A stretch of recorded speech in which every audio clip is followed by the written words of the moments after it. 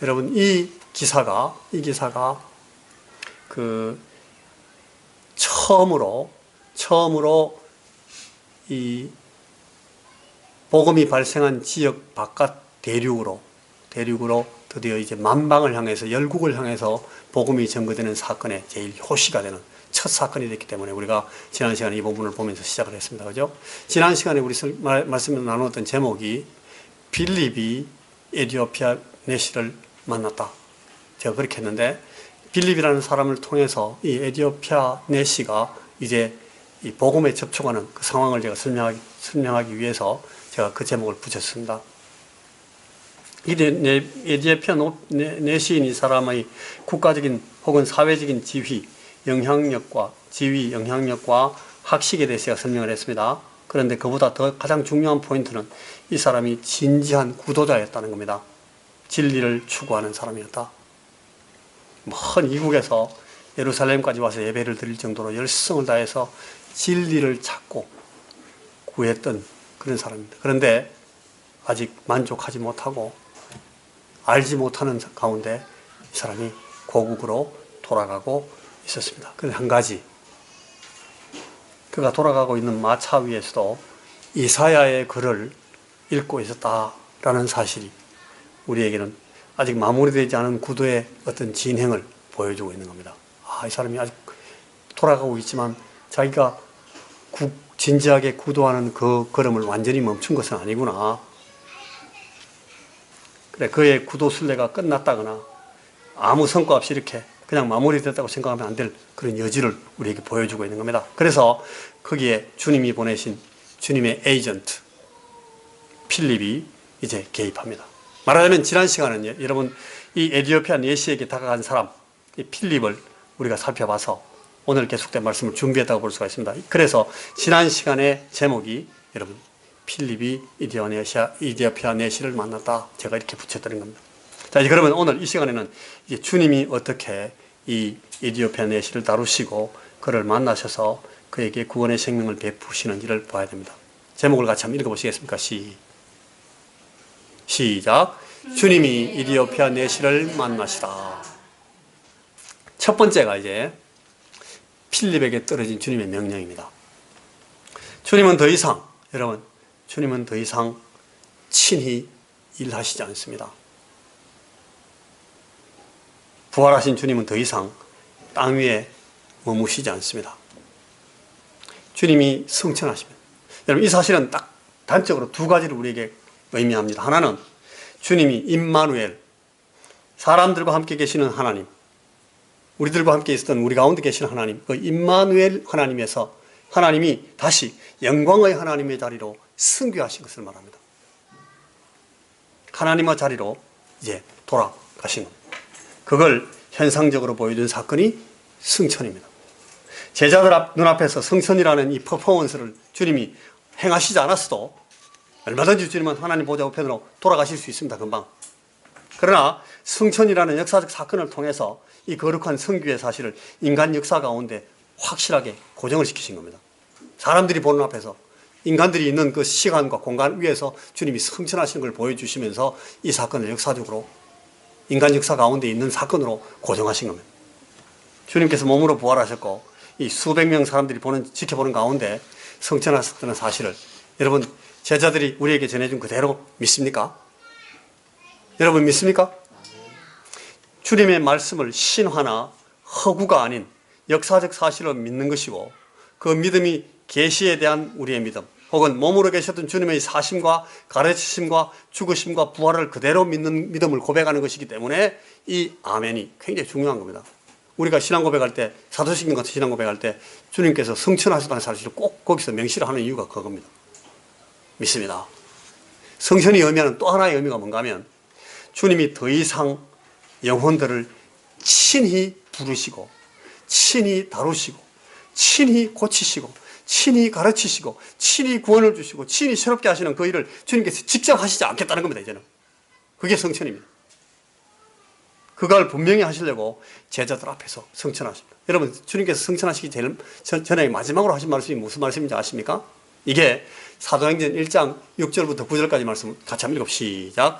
그들이 모였을 때에 예수께 여쭈어 이르되 주께서 이스라엘 나라를 회복하심이 때니까 하니 이르시되 때와 시기는 아버지께서 자기의 권한에 두셨으니 너희가 알 바 아니요 오직 성령이 너희에게 임하시면 너희가 권능을 받고 예루살렘과 온 유대와 사마리아와 땅 끝까지 이르러 내 증인이 되리라 하시니라. 이 말씀을 마치시고 그들이 보는데 올려가시니 구름이 그를 가려 보지 않게 하더라. 주님께서 승천하시기 직전에 하신 말씀이 뭐냐 하면 이 말씀입니다. 그러나 성령님이 너희에게 오시면 너희가 권능을 받아서 너희가 예루살렘과 온 유대와 사마리아와 땅 끝까지 이르러 내 증인이 될 것이다. 주님이 저 말씀을 하신 거예요. 그러니까 누구에게 대한 말씀을 하신 겁니까?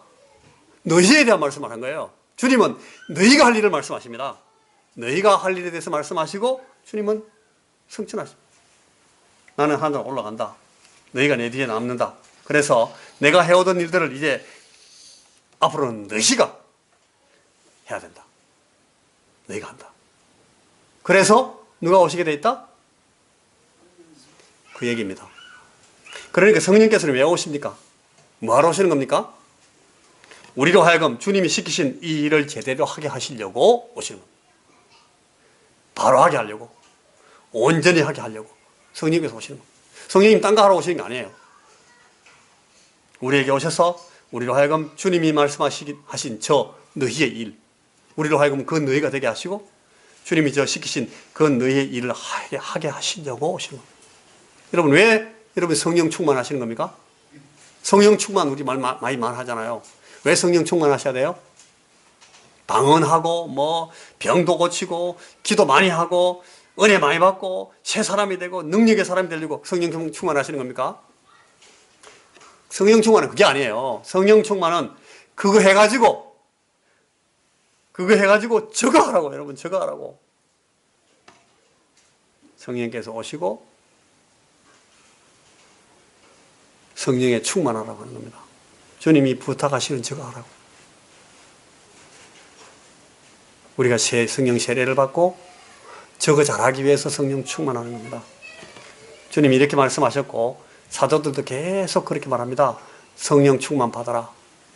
그리고 너희가 되라. 너희다운 너희가 되라. 그리고 교회 안과 교회 밖에서 너희 일을 제대로 해라. 성령 충만의 목적입니다. 주님의 도구가 되고 주님의 에이전트가 되고 선교를 위한 대리자가 되고 사도들, 아포슬, 사도가 되고 대사, 암바사더, 대사가 되라는 겁니다. 주님께 죽을 때까지 주님 앞에서 그 일을 하다가 그거 하다가 죽으면 그때 내게로 넘어와라. 그 얘기입니다. 나는 그때까지 너희들이 오면 있을 곳을 내가 예비하고 있을게. 여러분, 우리 모두에게 주신 명령입니다. 사명입니다. 부르심입니다. 소명입니다. 그래서 오늘 여기 본문에 빌립에게 바로 이 명령이 떨어진 겁니다. 사도행 6장 말씀에 따르면 여러분, 이 필립은 그 초대교회 예루살렘 교회 집사로 선택됐던 7명 중에 한 명입니다. 그 7 집사들에 대해서 사도행 6장 3절이 이렇게 묘사합니다. 한번 읽어보시겠습니까? 시작. 형제들아, 너희 가운데서 성령과 지혜가 충만하여 칭찬받는 사람 7을 택하라. 여러분, 그 집사님들의 그 벌추, 미덕에 대해서 두 가지가 나옵니다. 하나는 성령에 충만한 사람, 또 하나는 지혜에 충만한 사람. 빌립이 이 7 집사 중에 한 분이었으니까 이분은 아주 저 두 가지 미덕이 있는 사람입니다. 성령 충만한 사람이었어요. 그리고 이 사람은 지혜로 충만한 사람으로 인정받아서 칭찬받고 선택이 됐어요. 여러분, 우리가 여기서 아주 중요한 점 하나를 봅니다. 이 성령에 충만한 사람, 집사님들에 대해서 굳이 지혜로 충만한 사람이라는 그 점을 따로 강조하고 있는 저 사실을 우리가 잘 보셔야 됩니다. 성령 충만함과 지혜의 충만함은 언제나 함께 가야 됩니다. 지혜라는 것이 상당히 넓게 해석될 여지가 있습니다만 무엇보다도 건전한 판단을 내릴 수 있는 풍부하고도 균형 잡힌 그런 상식의 사람이라는 뜻입니다. 지혜가 있다.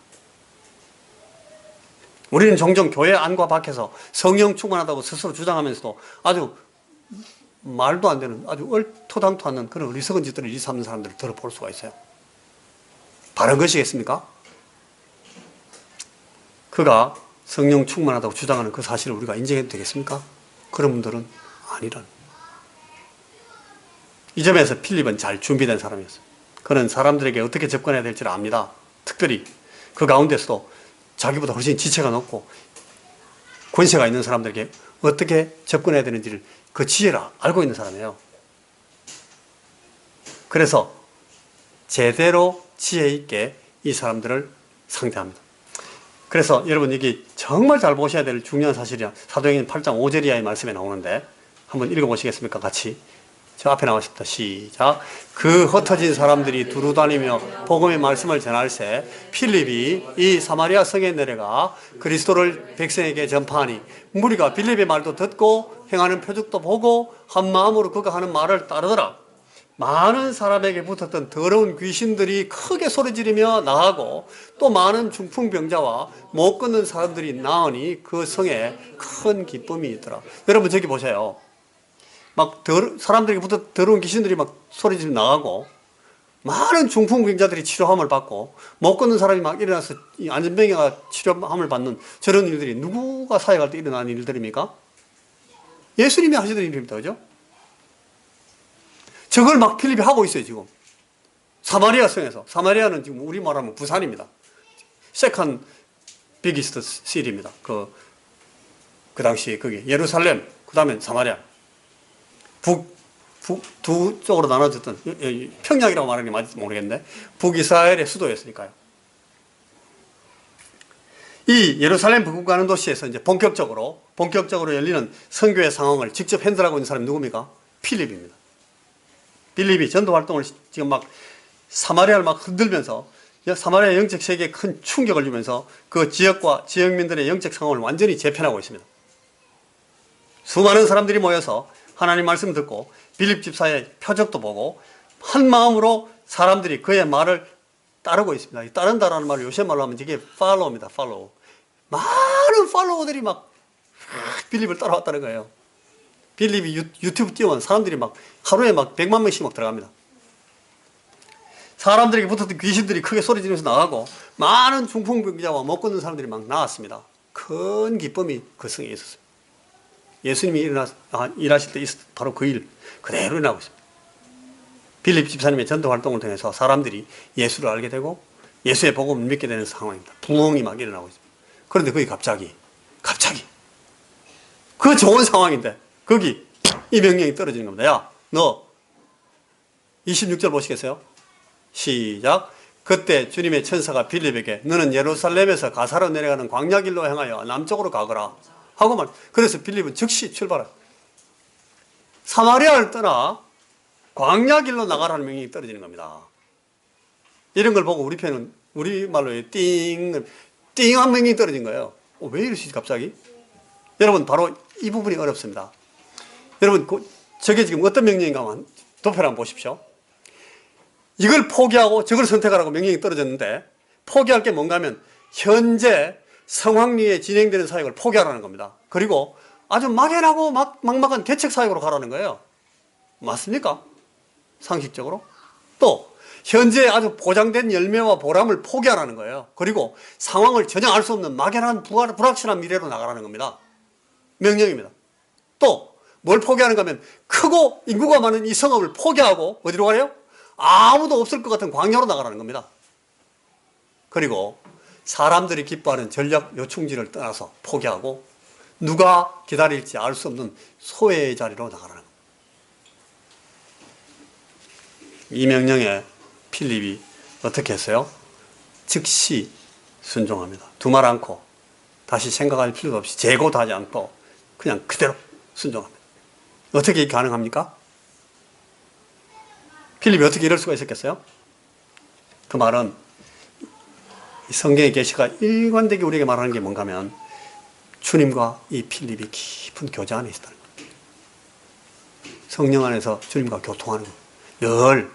늘 주님과 교제했기 때문에 저게 가능합니다. 두 말 하지 않고 알겠습니다. 바로 따라갑니다.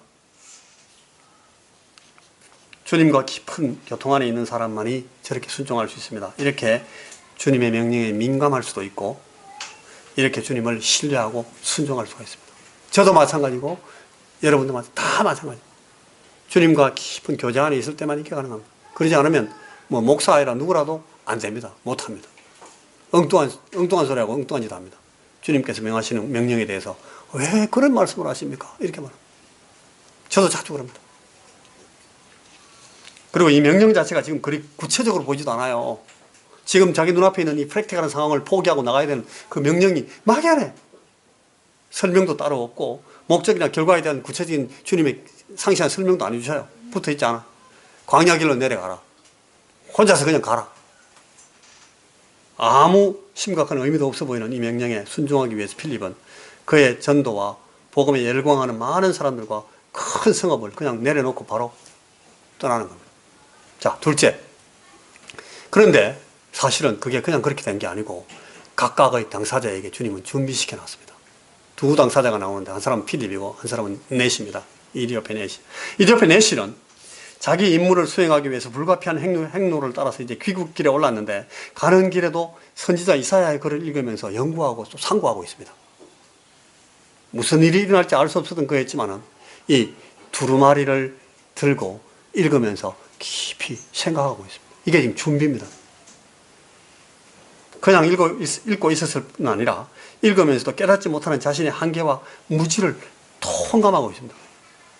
여러분, 이게 정말 그 상황에서 그가 복음에 부딪히기 위해서 준비하고 있던 최선의 이 preparation, 준비였다는 것을 이 본문 읽고 나서 우리는 지금 볼 수 있는 거예요. 그리고 빌립은 선지자 이사야의 예언이 역사 가운데서 예수님의 사심과 고난과 죽으심 가운데서 그대로 이루어졌다는 사실을 완전히 깨닫고 있었습니다. 이걸 언제든지 말할 준비가 되어 있었어요. 그는 이사야 선지자가 예언한 분에 대해서 그 예언을 통하여 진술하고 있는 내용에 대해서 분명히 알고 있습니다. 우리의 죄악으로 인하여 상처를 입은 분이 누구신지를 필립은 잘 알고 있습니다. 계속 묵상합니다. 지식과 이해의 영이신 성령께서 내시와 필립을 단단히 준비시켜 놓았다는 사실을 이 성경을 읽는 우리의 입장에서는 금방 볼 수가 있습니다. 자, 세 번째. 이제 계시의 말씀을 깨닫게 하십니다. 이제 두 사람이 랑데부하는 장면을 여러분 보시는데 필립이 남쪽으로 내려가고 있는 수레를 발견했을 때 어떻게 하는지 몰라요. 저는 자세히 제가 설명해 드릴 수가 없습니다. 축지법을 썼는지 막 날아갔는지 갑자기 뭐 비행기를 타는지 몰라요. 빨리 가서 마차 타고 가는 사람을 따라잡은 겁니다. 옆에서 내려왔는지 성령님의 명령을 받습니다. 본문 아까 우리가 읽었던 9장 29절 시작. 이 수레로 가까이 나아가라. 성령님께서 이렇게 말씀하십니다. 여러분, 성령님이 저렇게 말씀하십니다. 우리는 저런 말씀을 직접 듣지는 않죠. 한국말로 했습니까? 영어로 합니까? 저는 막 그렇게 물어본 적이 있어요. 예수 전도단 훈련 받을 때 누가 막 자기 예수 주님 말씀을 계속 듣는다 하길래 당신은 영어로 듣습니까? 아니면 독일어로 듣습니까? 이렇게 막 물어본 적도 있는데 이제 영어를 듣는 거죠. 저 말을 듣고 필립이 내시에게 달려갑니다. 어떤 볼륨의 소리로, 큰 소리로 이 수레의 소음을 뚫고, 그죠? 마차의 그 소음을 뚫고 내시의 귀에 자기 음성을 들리게 했는지 잘 모르겠는데 필립의 말을 전달합니다. 당신이 읽는 거 그거 지금 이해할 수 있어요? 물었어요, 밑에서. 당신이 읽는 것을 깨달았습니까? 여러분, 이게 짧은 질문이지만 대단히 깊은 의미를 담고 있는 핵심을 찌르는 질문입니다. 이 학식 있고 유명한 사람인 이 에티오피아 내시에게 필립은 그가 읽는 것을 이해하는지 깨닫는지를 묻고 있습니다. 이 내시의 지성적인 이해 중심을 그냥 찌르고 들어가는 겁니다. 그의 지혜가 돋보이는 질문입니다. 이게 바로 필립이 지금 주님의 에이전트로서 주님의 도구로 쓰이고 있다는 뜻입니다. 이 증거입니다. 여러분, 우리도 때때로 그런 경험 하잖아요. 저는 그런 경험 들어 합니다. 내가 그 순간에 어떻게 그런 질문을 그분에게 했는지 몰라. 나도 모르게 그냥 말하다 보니까 그 말이 나왔는데 그 사람은 그 말 때문에 충격을 받았대. 제가 이런 얘기를 딴 사람들이 하는 경우가 많거든. 제가요, 하필 그 편지에 딱 그 표현을 썼어요. 저는 그런 말 잘 안 쓰는 사람이잖아요. 근데 제가 그때는 이상하게 그런 말을 쓰고 싶어서 그 말을 썼는데 전혀 저는 그 전후 사정을 모르고 썼었어요. 근데 그 말이 그렇게 그 사람한테 정확하게 부딪혔더라고요. 여러분, 이게 우리 입에 말씀을 주시는 분이 계시다 하는 사실을 우리가 이렇게 간증하는 겁니다. 지금 필립을 통해서 주님이 에티오피아 내시를 직접 핸들링하고 계시는 겁니다. 아까 제가 성천하신 주님 말할 때 주님이 직접 일하지 않는다고 그랬잖아요. 필립을 통해서, 이 에이전트를 통해서 주님께서 일하시는 겁니다. 그래서 이 물음을 듣고 내시가 대답합니다. 지도해 주는 사람이 없으니 어찌 깨달을 수 있겠어요? 내시의 이 말은 적어도 두 가지 뜻을 갖습니다. 하나는 자기가 읽고 있는 것이 아주 중요하고 심오한 내용에 관련된 부분이라는 것을 자기가 알고 있다는 걸 인정하는 겁니다. 또 하나는 담담히 자기 자신의 무지와 몰 이해를 인정함으로써 지도해 줄 사람이 필요하다 하는 사실을 또 인정하고 있는 겁니다. 그래서 필립을 청해서 술에 올라앉게 한 내시가 자신의 이해가 어디서 막혀버렸는지를 토로합니다. 그는 이 선지자가 누구에 대해서 언급하는지를 알지 못해서 이렇게 묻습니다. 선지자가 이 말 한 것이 누구를 가르침입니까? 자기를 가르치는 겁니까? 어떤 타인을 가르치고 있습니까? 그러자 여러분, 이때 이분이 읽고 있는 그 본문이 다 한 번씩 우리가 이 말씀에 부딪혀서 깊은 슬픔과 아픔을 경험한 일이 있었던 그 본문입니다. 우리 죄에 대해서 생각나게 하고 주님의 속죄의 사역에 대해서 생각나게 하는 그 본문인데 한번 읽어보시겠어요? 같이? 시작. 읽는 구절, 성경 구절은 이것이 일렀으되 그가 도살자에게로 가는 양과 같이 끌려갔고 털 깎는 자 앞에 있는 어린 양이 조용함과 같이 그의 입을 열지 아니하였도다. 그가 굴욕을 당했을 때 공정한 재판도 받지 못하였으며 누가 그의 세례를 말하려 그의 생명이 땅에서 빼앗기고. 에티오피아 내시는 선지자 이사야의 글을 읽으면서 이 흐름을 상당히 파악하고 있었던 것이 틀림없습니다. 그가 깨닫지 못하고 맡겨버린 문맥이 정확히 어딘지를 잘 알고 있는 겁니다. 그걸 짚어서 필립에게 바로 질문하는 걸 보면 정확하게 알 수 있습니다. 그는 조금 전에 이 사막을 백합화같이 피게 할 하나님의 종이라는 분에 대해서 읽었어요. 이사야 35장, 38장, 40장이 쭉 나오다가 그 다음에 이제 그 이어지는 장면에서 승리에 이르기 위해서 고난당하는 종에 대해서 나오는 그 장면에 탁 이르는 겁니다. 그러면 이 인물은 누구인가? 묻지 않을 수가 없어요. 왜 이렇게 고난받지, 이 사람은? 그 질문이 결국 무슨 질문인가 하면 예수가 누구신가? 그리스도가 누구인가? 하나님의 아들 구원자이신 메시아는 어떤 분인가? 그렇게 질문을 해야 되는데 저걸 모르는 거예요, 지금 이분은. 저 앞에까지 지금 온 겁니다. 그래서 필립에게 있어서 이 장면은 너무나 익숙하게 다룰 수 있는 그런 상황입니다. 이 전도의 핵심 매너니까. 그죠? 자신이 이분을 만났고, 자신이 이분으로 인해서 살아났고, 자신이 이분으로 인해서 새로운 삶을 살게 되었으니까, 이제 그 사실을 차근차근 말하고, 그것이 하나님의 말씀에 어떻게 근거가 있는 사실인지를 명백히 드러내는 것만이 전도자가 할 일입니다. 그게 필립이 할 일입니다. 그게 지금 필립이 그거 하고 있습니다. 필립은 이사야의 예언의 시작에서 예수를 가르칩니다. 딴 얘기하는 게 아니고. 그게 복음이고, 그게 복음 증거입니다. 도무지 이해할 수 없는 한계에 부딪혔다고 생각했던 이 내시가 예수 그리스도에 대해서 듣고 그를 알게 되자 이 모든 의문이 한꺼번에 확 풀려버립니다. 예수를 제대로 만나는 사람은 누구나 경험하게 되는 바로 그 일입니다. 필립은 우리가 아는 모든 예수 그리스도의 얘기, 주님의 삶과 주님의 죽으심과 부활과 성천까지 자기가 만나고 자기가 본 그대로를 다 얘기했을 겁니다. 자기의 복음서를 필립 복음서를 전달한 겁니다. 그런 걸 보고 증거한다. 그런 사람을 보고 증인이다. 위트니스다. 그런 말 쓰잖아요. 저나 여러분들이 우리 자신의 이름으로 다 갖고 있어야 되는 바로 그 복음서들입니다. 여러분의 복음서, 시간과 장소와 사람의 이름은 조금씩 다르겠지만 개인마다 예수님에 관한 내용, 그가 내게 대하여 하신 일에 대한 내용은 완전히 일치합니다. 그게 복음서입니다. 지금 필립이 자기의 복음을 이 내시에게 전달한 겁니다. 내시는 그 자리에서 이 복음의 핵심을 다 깨달았습니다.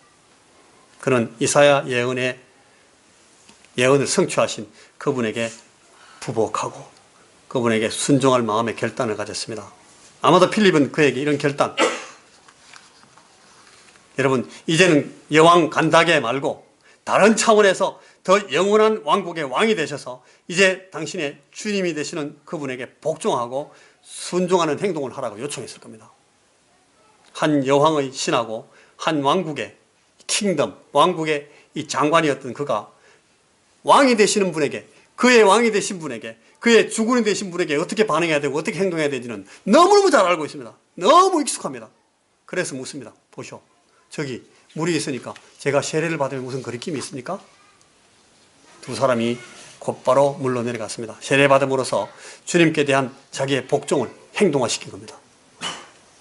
당연히 이 경우에도 세례를 받는 것은 성령 세례를 받음으로써 주님과 살아있는 관계를 맺게 되었음을 외적으로, 가시적으로 표현하는 그 표시였던 겁니다.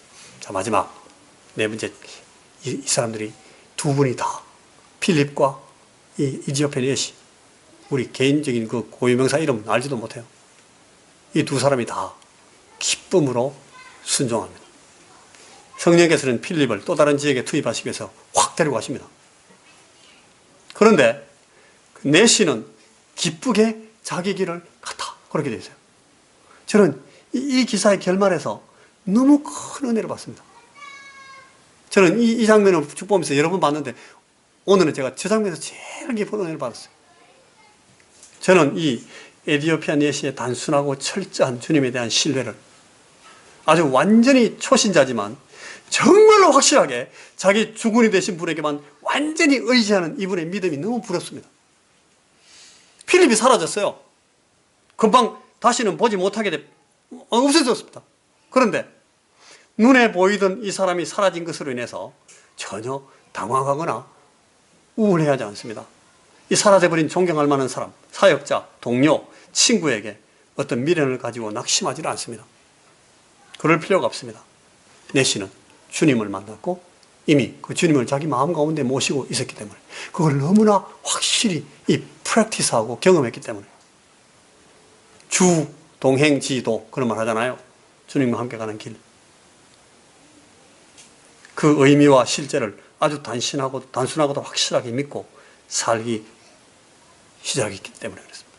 자, 오늘 이 기사는 우리에게 그리스도의 몸된 지체가 된 자로서 우리가 가진 사명이 무엇인지를 아주 찬찬히, 그러나 너무나 선명하게, 분명하게 보여줍니다. 우리는 항상 우리에게 삶의 시간과 공간을 허락하시고 삶의 영역을 베푸시는 주님께 항상 순종할 준비가 되어 있어야 된다는 사실을 우리에게 강조해 주는 본문입니다.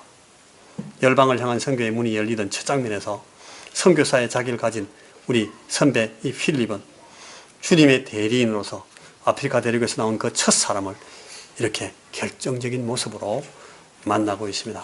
필립의 순종을 주님이 활용하셔서 향후 수백 년, 수천 년에 이어질 한 대륙을 향한 장엄한 선거가 이렇게 시작되고 있는 것입니다. 기도하십시다.